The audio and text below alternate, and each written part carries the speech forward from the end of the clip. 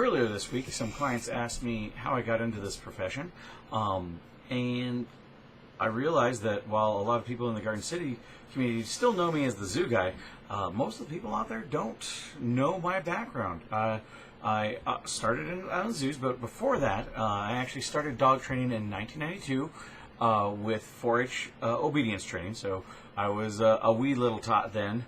And I started with my dog, Tippy, who was a 7-year-old Doberman German Shepherd cross. That training was very classical, kind of a mix of punishment-based as well as reinforcement-based, so treats and rewards, but also a lot of choke chain and action going on there too. But it was very informative, very good learning experience, and everybody that I was with taught me a lot regarding the basic trainings.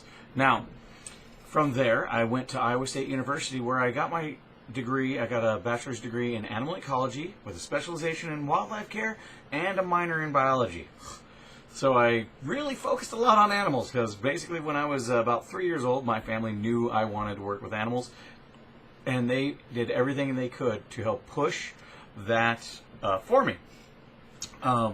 So I went into the zoo field around 2006. This is when I started in the zoo field. I started at the Kangaroo Conservation Center. From there, I became lead keeper. And then I found out I wanted to go back to the Midwest, and I was looking for jobs in the zoo field around, and I found one here in Garden City at Lee Richardson Zoo, where I became an animal keeper. Then around 2011, I switched to education, and then in 2015, I actually became curator of education at Lee Richardson Zoo. And all while in there, around 2010 or so, I actually started training locally, doing some dog training for things like our recreation commission, and also for some of the veterinarians in our community. They saw a need for it, so I helped them out with some group classes. Then I also, while in the zoo field, started going to workshops with some of the leaders in positive reinforcement training, such as Susan Friedman, Steve Martin, Karen Pryor, which for most people those names don't mean much, but for animal training, those are some pretty big names worldwide. And they kind of opened my eyes. I still, while I was understanding the concepts of positive reinforcement training, I was still using some very classical kind of punishment-based systems with the dogs at home while using positive reinforcement with the animals at work. And then eventually it dawned on me, wait a minute, why am I using one with one set of animals and then one with another set of animals when the science keeps showing what's working? So eventually I decided to switch over, but I also decided our community really needed the help. I noticed a lot of animals that have anxiety or aggression issues, and even when I was looking around just trying to find other dog trainers to communicate with, just to talk back and forth, talk shop, I was finding that most of them, I might have one or two locally, but vast majority of them were hundreds of miles away, which showed a drastic need for this.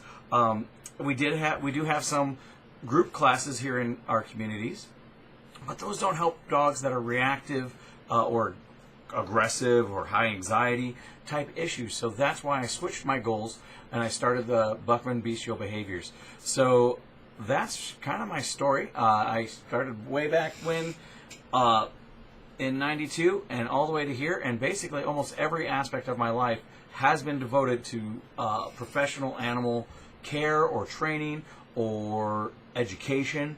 And I do really feel that my background helps our community quite a bit. My education background has helped me communicate in a way that people can understand what I'm talking about. I can usually bring things down to their level. Let me know if you have any questions, if you have any behaviors you want me to talk about. I still have a few from the last time I mentioned doing this that I will probably be getting out in the next week or so. But if you have any other issues or have any questions or just want to know anything about me, let me know.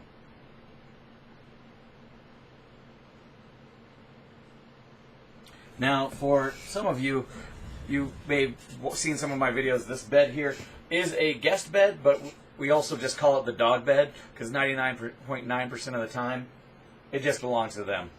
which is why it's also never made.